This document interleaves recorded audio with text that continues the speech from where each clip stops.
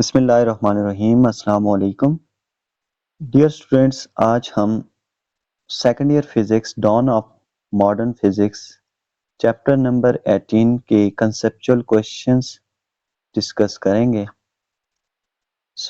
चलते हैं अपने फर्स्ट क्वेश्चन की तरफ।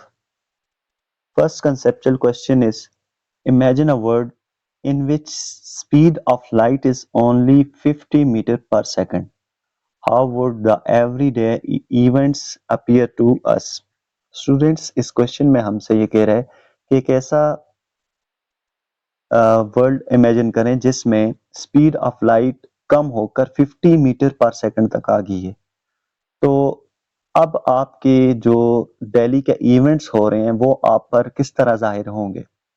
नाउ स्टूडेंट्स, हमें पता है, देखें इस क्वेश्चन में चूंकि स्पीड ऑफ लाइट को 50 मीटर पर सेकंड तक रिड्यूस कर रहा है, लेकिन हमें पता है स्पीड ऑफ लाइट की actual value 3 × 10⁸ metre per second है। ये उससे रिड्यूस करके कह रहा है कि कैसा वर्ड इमेजिन करें जिसमें वो रिड्यूस होकर 50 मीटर पर सेकंड यानी इतनी कम वैल्यू आ गई है। तो स्टूडेंट्स, इस पर दो कंडीशंस लग सकती हैं। पहली कंडीशंस तो ये है कि अगर हम एक ऐसा वर्ल्ड इमेजिन करें जिसमें speed of light he reduce हो रही है और बाकी तमाम तरह की जो ऑब्जेक्ट्स हैं उनकी स्पीड उसी तरह डेली रूटीन के साथ चल रही है। तो अब स्पीड ऑफ लाइट बहुत कम है, 50 मीटर पर सेकंड तक रिड्यूस हो गई है। तो बाकी चीजें अगर उसी तरह अपने मुताबिक अपनी स्पीड से चल रही हैं, तो अब हमें आइंस्टाइन की स्पेशल थ्योरी ऑफ रिलेटिविटी के कॉन्सिक्वेंसेस के मुताबिक तमाम तर चीजें रिलेटिविस्टिकली इफेक्ट में नजर आएंगी। यानी हमारी जो डेली लाइफ में जितनी भी चीजें हैं उनकी लेंथ कॉन्ट्रैक्ट हो जाएगी, उनके और टाइम डायलेट हो जाएगा और उनका मास भी डायलेट हो जाएगा। पहला रीजन तो ये है, वो ये कि अगर स्पीड रिड्यूस करें और बाकी सारी ऑब्जेक्ट्स को उसी तरह सेम रहने दिया जाए। अगर इसका दूसरा सेंस लिया जाए कि स्पीड भी रिड्यूस करें और बाकी सारी ऑब्जेक्ट्स की स्पीड भी उसी के मुताबिक स्पीड ऑफ लाइट से कम करते जाएं, ठीक है, यानी 50 metre per second speed of light और बाकी सारी ऑब्जेक्ट्स की जो स्पीड है वो इससे कम हो, तो अब जो डेली इवेंट्स आपको नजर आएंगे उनमें कोई भी रिलेटिविस्टिक इफेक्ट आपको ऑब्जर्व नहीं होगा। चलें इस क्वेश्चन को पढ़ते हैं।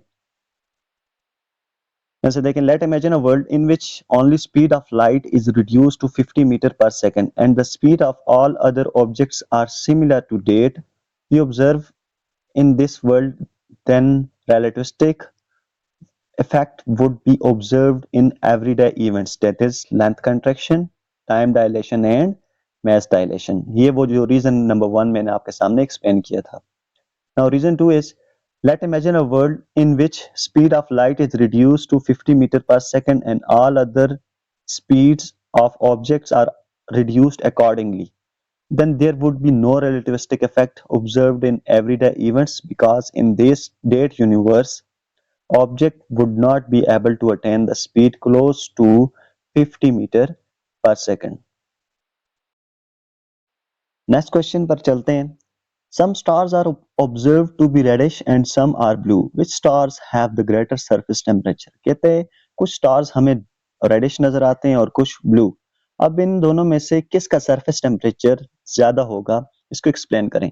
स्टूडेंट्स, इसमें डायरेक्ट अगर मैं आपको बताऊं तो इसका रीजन ये है कि ब्लूइश का जो सरफेस टेम्परेचर है वो हायर होगा as compare to reddish because of difference in wavelength. जिसकी वेवलेंथ ज्यादा हो उसका सरफेस टेम्परेचर कम होता है और जिसकी वेवलेंथ कम हो उसका सरफेस टेम्परेचर ज्यादा होता है। ये किसने कहा था? ये हमें वीन्स डिस्प्लेसमेंट लॉ से पता लगा। अब हमें पता है स्टूडेंट्स कि जो ब्लू लाइट है उसकी वेवलेंथ कम होती है as compare to red, so surface temperature of blue is greater than surface temperature of red. तो चलें इसको पढ़ लेते हैं। Stars that appear to be bluish will have higher surface temperature as compared to stars that are observed as reddish. Reason, by Wien's displacement law, lambda max is inversely proportional to temperature। lambda max यहाँ से proportionality हटाएं तो constant लग जाएगा। Here constant is 0.2898 into 10⁻²मीटर kelvin over temperature. तो यहाँ से स्टूडेंट्स अगर मैं इसको टेम्परेचर के लिए अरेंज कर लूं यहाँ पर देखें, यहाँ से टेम्परेचर के लिए अरेंज किया तो लैम्डा मैक्स नीचे आ जाएगा। तो अब यहाँ से देखें, इस इक्वेशन से अगर मैं वेवलेंथ पुट करूं रेड के लिए, रेड की वेवलेंथ फॉल करती है in the range of 700 nanometre. तो यहाँ से आप देख सकते हैं रेड का टेम्परेचर आया 4140 केल्विन, इसी फार्मूले में पुट करके देखा। सिमिलरली ब्लू के लिए भी आप देखें तो ब्लू के लिए देखें वेवलेंथ 475 नैनोमीटर है, जो कि कम है। तो अब देखें ब्लू के लिए जो टेम्परेचर की वैल्यू अगर पुट करें वेवलेंथ और कांस्टेंट को पर डिवाइड कर लें तो ब्लू के लिए जो टेम्परेचर आ रहा है 6100 केल्विन। तो अब आप यहाँ से देख सकते हैं कि दोनों की वेवलेंथ डिफरेंट है, लेकिन वेवलेंथ रेड की ज्यादा है और ब्लू की वेवलेंथ कम है। तो जिसकी वेवलेंथ ज्यादा थी उसका टेम्परेचर भी कम, और जिसकी वेवलेंथ कम थी उसका टेम्परेचर ज्यादा। तो देख सकते हैं आपके ब्लू का टेम्परेचर जो है वो ज्यादा है एज कम्पेयर टू रेड। तो वीज डिस्प्लेसमेंट लॉ से हम इस बात का अंदाजा लगा सकते हैं कि किसका सरफेस टेम्परेचर ज्यादा होगा।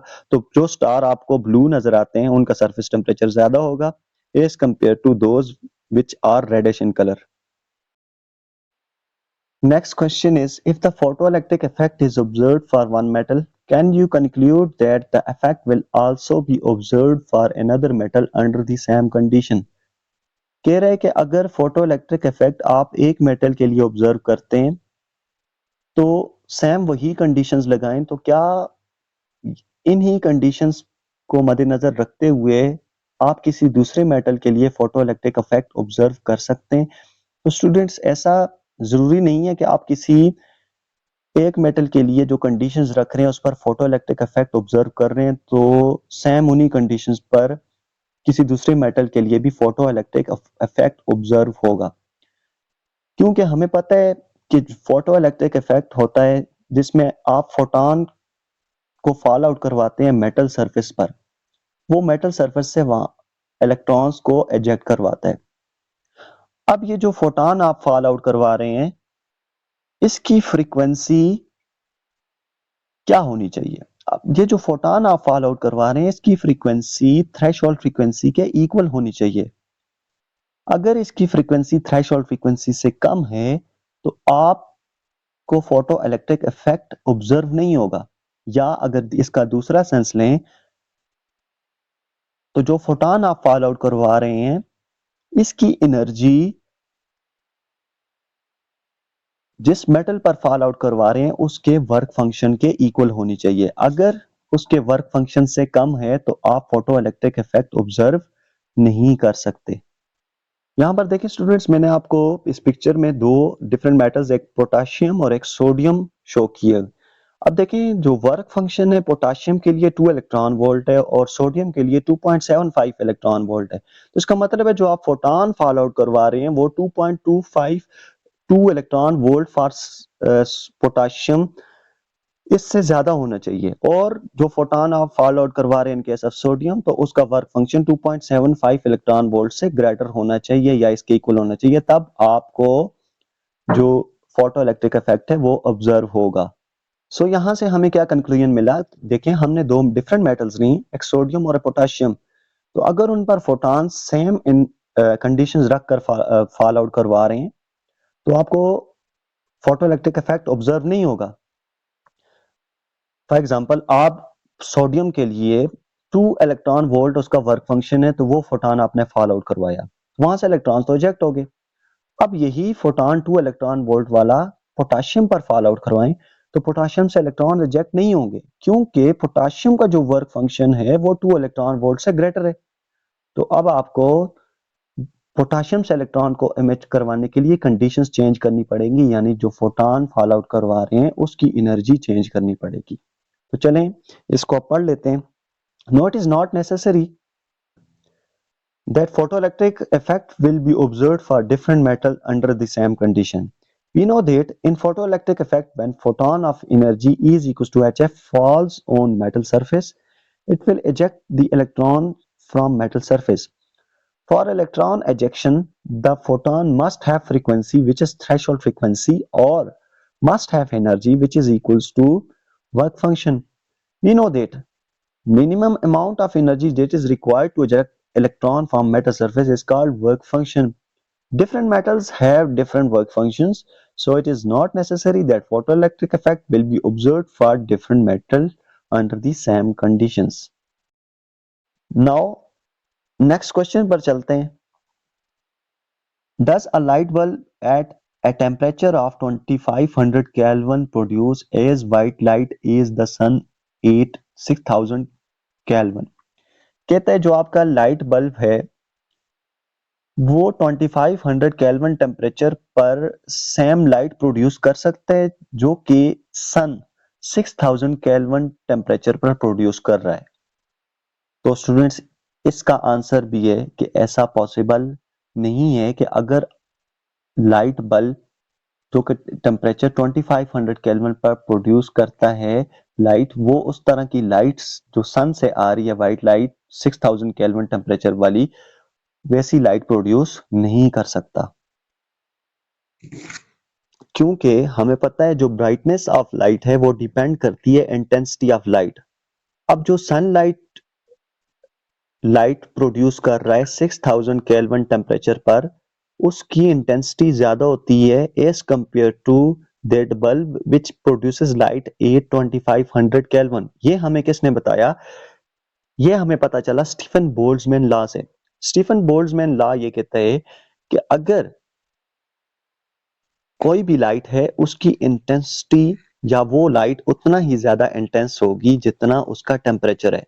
अब यहां से आप देख सकते हैं कि जो टेम्परेचर है सन का उसकी उससे जो लाइट आ रही है वो 6000 केल्विन टेम्परेचर पर है.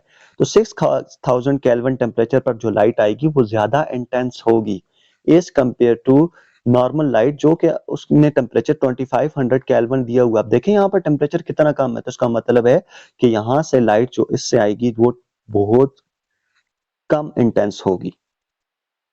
तो चलें इस क्वेश्चन को पढ़ लेते हैं.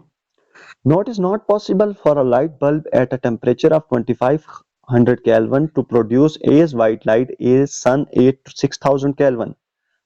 Reason: brightness of light depends upon the intensity of light, and sunlight at 6000 Kelvin has greater intensity than the light bulb at 2500 Kelvin. From Stephen Boltzmann law, energy radiated per unit area of a hot body is directly proportional to fourth power of absolute temperature of body. That is, energy is directly proportional to fourth power of temperature.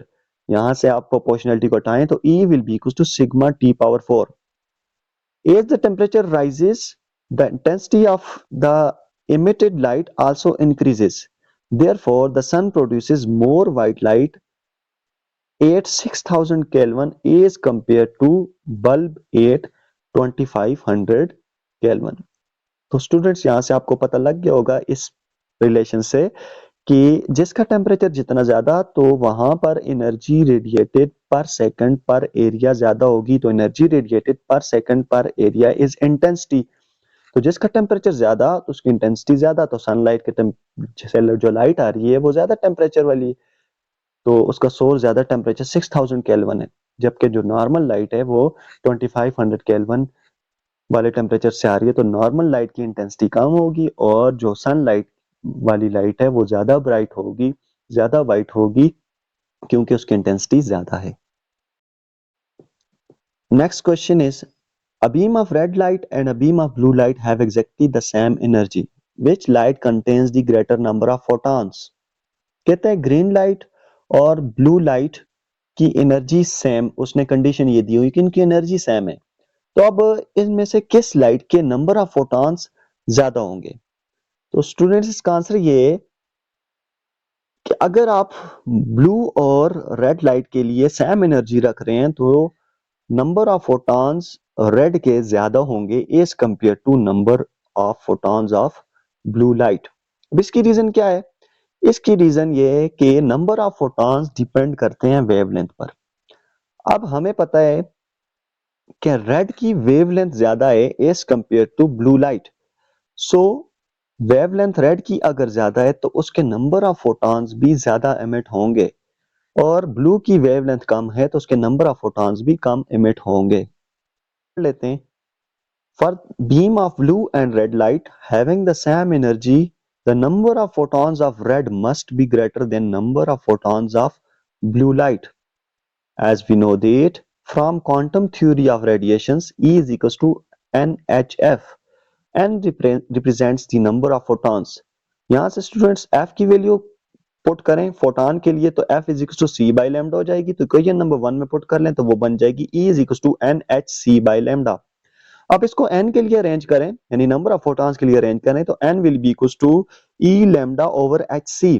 यहाँ पर students देखें इस equation में E उसने कहा है दोनों की सेम है तो वो भी कांस्टेंट, लैम्डा हमें पता है ये भी कांस्टेंट है, और H प्लैंक्स कांस्टेंट ये भी कांस्टेंट है, तो यहाँ से E lambda over H constant आ जाएगा, तो ये इक्वेशन बच जाएगी n will be equal to constant into lambda. तो कांस्टेंट को हटाएं तो हमें यहाँ से ये पता लगता है कि n is directly proportional to lambda. From this equation, it is clear that greater the wavelength, greater will be the number of photons. As red light has greater wavelength than blue light, therefore red light has greater number of photons as compared to blue light for same energy. Question number 6 is why must the rest mass of photon be zero? कहते हैं photon का rest mass क्यों zero होना चाहिए? तो students इसकी reason ये है कि फोटॉन एक पार्टिकल है और वो स्पीड ऑफ लाइट से ट्रेवल करता है। अब आइंस्टाइन की स्पेशल थ्योरी ऑफ रिलेटिविटी के कॉन्सिक्वेंसेस के मुताबिक कोई भी पार्टिकल अगर वो स्पीड ऑफ लाइट से ट्रेवल कर रहा है तो उस पर consequences of special theory of relativity के मुताबिक उसका मास जो है वो इनफाइनाइट होना चाहिए, और अगर मास इनफाइनाइट है तो उसकी एनर्जी भी इनफाइनाइट होगी, जबकि ऐसा पॉसिबल नहीं है कि किसी भी पार्टिकल का मास इनफाइनाइट हो जाए और उसकी एनर्जी भी इनफाइनाइट हो जाए। ठीक है, तो इस वजह से हम फोटॉन का जो रेस्ट मास है वो जीरो ही लेते हैं। तो इसको पढ़ते हैं, यहां से आपको समझ आ जाएगा। Rest mass of photon be zero because according to consequences of special theory of relativity, when a material object of actual mass m0 moves with high speed, then its apparent mass is m is equals to m0 over under root of 1 minus v square by c square. As photon travels with speed of light, so v will be equal to c, तो इस v is equal to c को आप equation number 1 में ऊपर उठाकर put कर लें तो m is equal to m not over under root of 1 minus c square by c square, m is equal to m not over under root of 1 minus c square by c square कट जाएगा तो 1 minus 1 बच जाएगा, तो 1 minus 1 is 0, तो m is equal to m not over 0 हो जाएगा, तो m is equal to infinity. अब यहाँ से स्टूडेंट्स आप इसी को energy Einstein mass energy equation में पुट करके देखें, E is equal to mc square, m infinite है तो E भी इनफाइनाइट हो जाएगी। So from equation A and B mass of photon will be infinite and hence energy. Since a photon cannot possess infinite mass and energy, so it is concluded that it has zero rest mass. देखें इन दो equation से हमें ये पता लग रहा है कि फोटॉन का जो रेस्ट मास है वो और उसकी एनर्जी जो है वो इनफाइनाइट हो जाएगी, जो कि जबकि ऐसा पॉसिबल नहीं है, तो इसी वजह से हम फोटॉन्स का जो रेस्ट मास है वो जीरो लेते हैं। चलते हैं अपने नेक्स्ट क्वेश्चन की तरफ। Why don't we observe Compton's effect with visible light? कहते हैं हम कॉम्पटन इफेक्ट को विजिबल लाइट के साथ ऑब्जर्व क्यों नहीं कर सकते? स्टूडेंट्स हमें पता है कॉम्पटन इफेक्ट में हम फोटॉन को फॉल आउट करवाते हैं और वहां से इलेक्ट्रॉन और फोटॉन स्कैटर हो जाते हैं, ठीक है, डिफरेंट डायरेक्शंस में। अब आपने इलेक्ट्रॉन को स्कैटर करवाना है, तो अब इसके लिए आपको कॉम्पटन इफेक्ट ऑब्जर्व करवाने के लिए आपको जो फोटॉन फॉल आउट करवाना है उसकी एनर्जी ज्यादा होनी चाहिए, यानी जो आप अगर आप विजिबल रेडिएशन वहां पर फॉल आउट करवाते हैं तो विजिबल लाइट की रेडिएशंस की एनर्जी जो है वो इतनी ज्यादा नहीं है कि वो कॉम्पटन्स इफेक्ट करवा सके। अगर मिसाल के तौर पर आप कॉम्पटन्स इफेक्ट के लिए विजिबल लाइट फॉल आउट करवाते हैं तो विजिबल लाइट फॉल आउट करवाने से आपको फोटो इलेक्ट्रिक इफेक्ट ऑब्जर्व होगा, कॉम्पटन्स इफेक्ट ऑब्जर्व नहीं होगा क्योंकि इलेक्ट्रॉन की स्कैटरिंग नहीं हो सकेगी। तो कॉम्पटन इफेक्ट को ऑब्जर्व करने के लिए आपको कोई ऐसा फोटॉन चाहिए जिसकी एनर्जी ज्यादा हो। तो ऐसा फोटॉन एक्स रेज है। तो आपको पता है एक्स रेज की energy as compare to visible light ज्यादा होती है, तो इसी वजह से कॉम्पटन इफेक्ट के लिए आप प्रेफर करते हैं एक्स रेज को rather than visible light. So चलें इस क्वेश्चन को पढ़ लेते हैं। We can not observe Compton's effect with visible light because energy of photons of visible light is much smaller than minimum energy required for quantum scattering. When visible light falls on the metal surface, its photons carrying small energy of order of electron volt are absorbed by the electrons and photoelectric effect observed। कहते हैं electron का अगर आप visible radiation fall out करवाते हैं metal surface पर तो उसकी एनर्जी इलेक्ट्रॉन वोल्ट में बहुत ज्यादा कम है, तो सिर्फ और सिर्फ वहां से फोटोइलेक्ट्रिक इफेक्ट ऑब्जर्व होगा। However, if energy of photons is very large as compared to binding energy of electron in metal, then they act as free electrons and Compton scattering occurs. Since energy of X-rays photons, that is 0.1 mega electron volt to 1 mega electron volt, is much greater than visible light, so we observe Compton scattering with X-rays. Now, question number 8 is, if an electron and a proton have the same de Broglie wavelength, which particle has greater speed? कहता है electron और proton की में अगर आप consider करें कि D Broglie wavelength same है तो किसकी स्पीड ज्यादा होगी? तो स्टूडेंट्स इलेक्ट्रॉन की स्पीड ज्यादा होगी एज कंपेयर टू प्रोटॉन अगर आप डी ब्रॉय वेवलेंथ उनकी सेम लेते हैं, क्योंकि हमें पता है कि डी ब्रॉय वेवलेंथ से ये कंक्लूड होता है कि डी ब्रॉय वेवलेंथ को कांस्टेंट रखें तो वो पार्टिकल की स्पीड जो है वो इनवर्सली प्रोपोर्शनल होती है मास के। अब हमें पता है जो मास इलेक्ट्रॉन है उसका मास जो है वो कम होता है एज कंपेयर टू प्रोटॉन। अब जिसका मास कम उसकी वेलोसिटी या स्पीड ज्यादा, तो इलेक्ट्रॉन का मास कम उसकी स्पीड ज्यादा और प्रोटॉन का मास ज्यादा तो उसकी स्पीड कम होगी। तो यहां से पढ़ लेते हैं, electron will have greater speed than a proton in order to have same de Broglie wavelength, as de Broglie wavelength is given by h is equals lambda is equals to h over mv। Now students यहां से इसको v के लिए arrange कर लें तो v is equals to h over m lambda हो जाएगा। हमें पता है उसने कहा हुआ है कि वेवलेंथ सेम है तो लैम्डा कांस्टेंट हो जाएगा। एच भी प्लैंक्स कांस्टेंट है तो इसका मतलब है H by lambda is equals to constant. तो ये इक्वेशन क्या बन जाएगी, v is equals to constant divided by m। तो कांस्टेंट को हटाएं तो यहाँ से प्रोपोर्शनलिटी में कन्वर्ट हो जाएगा तो v is inversely proportional to mass. This equation shows that smaller the mass of particle, greater will be its speed for same wavelength. Since mass of electron is smaller than mass of proton, so it will have greater speed. Now question number 9 is, an electron and a proton are accelerated from rest through same potential difference. Which particle has longer wavelength? कहते हैं electron और proton को accelerate करवाएं, condition क्या रखें कि उनका potential difference same हो। तो अब इनमें से किसकी वेवलेंथ ज्यादा होगी?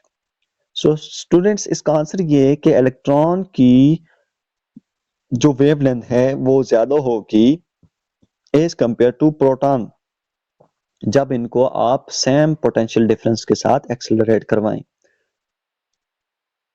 इसका रीजन भी वही है कि डी ब्रॉय वेवलेंथ जो है, जब वेवलेंथ ऑफ दैट पार्टिकल वो डिपेंड करती है मास ऑफ पार्टिकल पर।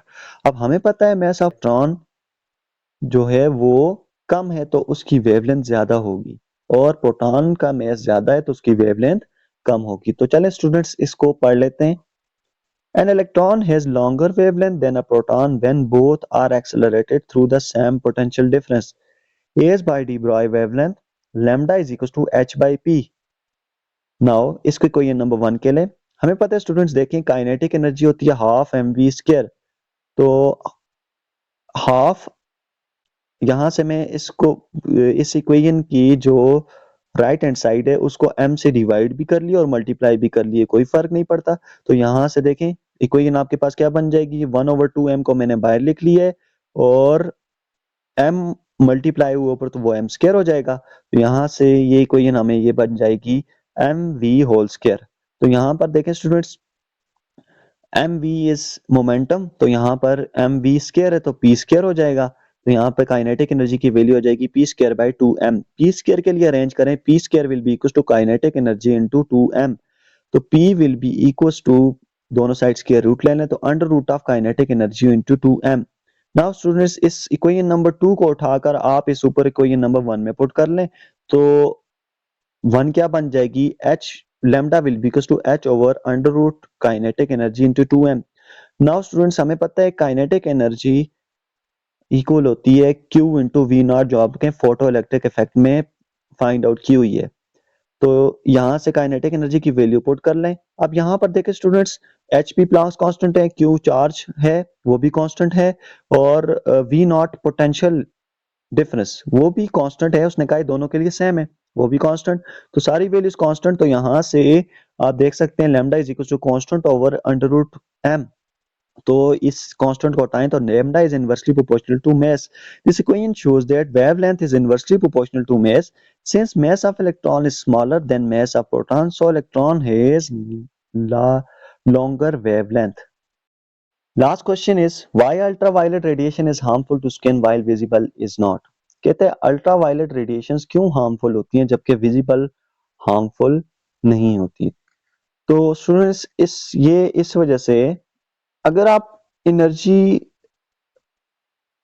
स्पेक्ट्रम को देखें तो विजिबल लाइट यहाँ से, और विजिबल लाइट के जो राइट साइड वाली हैं अल्ट्रावायलेट, एक्सरेज और गामा रेज, इधर राइट साइड पर जाते हुए फ्रीक्वेंसी ज्यादा होती है। तो फ्रीक्वेंसी और एनर्जी का डायरेक्ट रिलेशनशिप है, तो जिसकी फ्रीक्वेंसी ज्यादा तो उसकी एनर्जी भी ज्यादा। तो यहाँ से हमें यह पता लगा कि अल्ट्रावायलेट की एनर्जी ज्यादा है as compare to visible light. So जिसकी फ्रीक्वेंसी ज्यादा उसकी एनर्जी ज्यादा, और जिसकी एनर्जी ज्यादा तो वो ज्यादा पेनिट्रेशन कर सकती है स्किन में, तो आपको डिजीजेस वगैरह काज कर सकती है। तो यहाँ से इसको पढ़ लेते हैं। Frequency of ultraviolet radiation is greater then visible light, therefore photons of ultraviolet radiation have higher energy than photons of visible light, that is E is equals to hf। यानी जिसकी फ्रीक्वेंसी ज्यादा तो उसकी एनर्जी भी ज्यादा। Due to greater energy, photon of ultraviolet light can penetrate deeper into skin and damage the skin cells by changing chemical structure। Mathematically आप इसको कैसे लिख सकते हैं, यहाँ पर देखें E is equals to hf फार्मूले से आप विजिबल के लिए एनर्जी फाइंड आउट करें तो प्लांक्स कांस्टेंट की वैल्यू पुट कर लें, और फ्रीक्वेंसी रेंज अगर इसकी हाईएस्ट फ्रीक्वेंसी रेंज पुट कर लें तो 7.9 into 10⁻14 हर्ट्ज। तो यहाँ से विजिबल के लिए आप एनर्जी कैलकुलेट करें तो 62.34 into 10⁻⁻20 जाउल्स आती है। जबकि अल्ट्रावायलेट के लिए अगर एनर्जी कैलकुलेट कर रहे हैं तो आप उसकी हाईएस्ट फ्रीक्वेंसी रेंज आप 3 into 10⁻17 हर्ट्ज डालें, तो यहाँ से एनर्जी आती है 19.87 into 10⁻17 जाउल्स। तो यहाँ से इन दोनों इक्वेशन से आप देख सकते हैं कि एनर्जी अल्ट्रावायलेट की ज्यादा है और एनर्जी विजिबल की कम है। So from it is clear that energy of ultraviolet is greater than energy of visible, so it is harmful for skin and it will cause different diseases.